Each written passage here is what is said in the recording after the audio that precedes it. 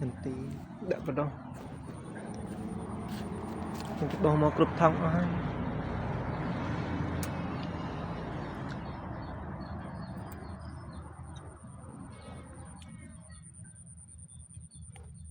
đói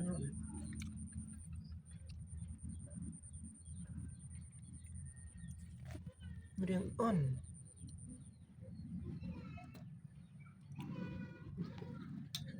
thực viên cho ăn bậy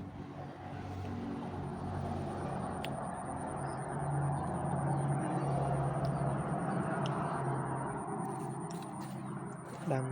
thông kêu mà đang chứ nữa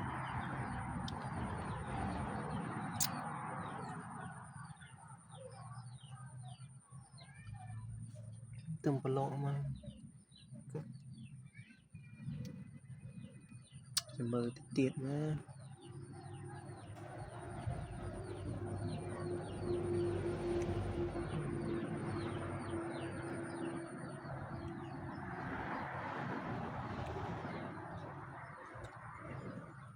từ từ lên transport